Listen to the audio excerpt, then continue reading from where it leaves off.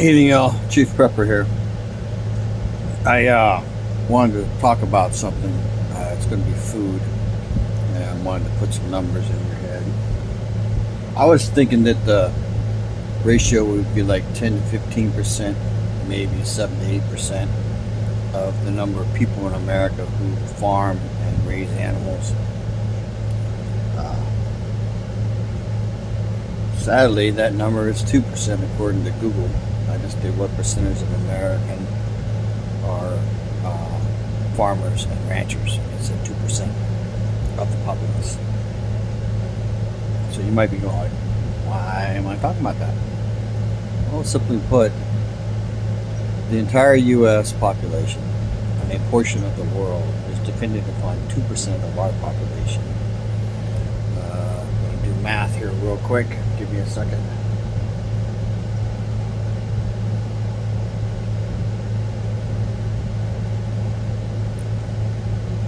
Seven million people in the U.S. are feeding the rest of America and a large portion of the world. Not the whole world. We export a lot of food. All right. So we're looking at the possibility of a U.S. collapse. We're looking at, for sure, a global supply chain issue again because of the Panama Canal, because of the droughts, because of big wide. That means that there's going to be stuff that is going to be hard to get again soon if it's not already. Right?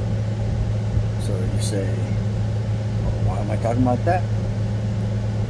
You need, hopefully you started last spring and last year, but you need to start learning how to grow your own food. You know, protein sources are probably the one thing that distinguishes America from the rest of the world. We have protein many nights, every night. My dad's neighbor said they only used to have meat on Sundays after church. So now she's early to mid 80s, so she's close to the same age as my dad. But you know, if you think about growing up during after World War I, before during World War II, going through all that, then that generation of people is dying off. But those people knew hard living, so to speak. Right? So you might want to take those numbers in consideration and realize that, you know, there are examples right now, Maui and other fucking places that ain't no help. Right? I have a new neighbor that I've talked to. I want to try and talk to her again. I'm going to ask her. She's got a fireplace. I'm almost certain she doesn't, based on the roof line. And then I'm sure she doesn't have a backup generator. I'm going to advise her to get a wood burning stove and at least a cord of wood for her front porch, and then maybe a backup generator and a hooch. Looking more and more like we're going to need to be more and more self-sufficient. That's without any mandates, any lockdowns or anything like that. It's just not going to be available, and it may not matter how much money you got. So you need to understand that even if you're rich, if you're not the 1%ers, you ain't going to make it either. So let's talk about something else: changing horses or changing directions. Talk about all the real world scenarios happening right now with shit hit the fan events.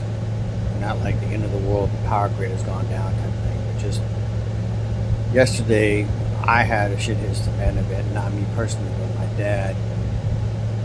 His sewer backed up in his house. The lady cleaned it up a little bit, but basically that was a phone call I got yesterday at 8:30 in the morning. The sewer has been temporarily repaired. He's back in his house. But if the grid goes down, you need to understand that the sewer is going to back up in every house. Which is why preppers tell you that being in a city is a bad deal. You can't live with that stuff. Right? Not to mention water will stop flowing. So you have a hurricane getting ready to hit Florida. it's still hot right now, easily in the hundreds. They're going to be without power for probably 2 weeks or more. Water's going to become an issue. Staying clean is going to become an issue. So there is a fire in East Texas, I think, and there's like 2,500 people without electricity right now.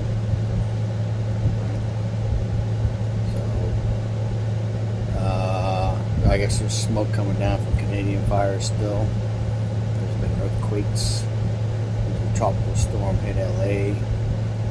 Alright. The world is full of examples of why you need to be way more self-sufficient than you are. And it's not just self-sufficient, you need to plan on being able to live possibly for an extended period of time without help. So in mind. We had, I guess, UK's entire traffic control system went down.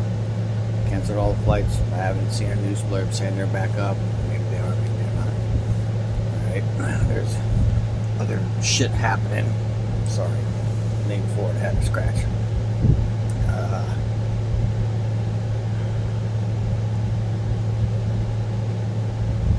I don't know what it takes for some of you. I know some of you who listen pretty religiously, you get it. But there's other people who may watch this and be like, what's he talking about? Anyway, keep in mind, according to my water bill, I use 20,000 gallons of water in 2 months. I think they're lying. I checked under my house and around my house. I don't have no leaks that I can find, and my meter wasn't running. Because when you have a leak, you're constantly dissipating water. So, anyway, information is knowledge and power. Live a little, prep a lot. G Prepper out.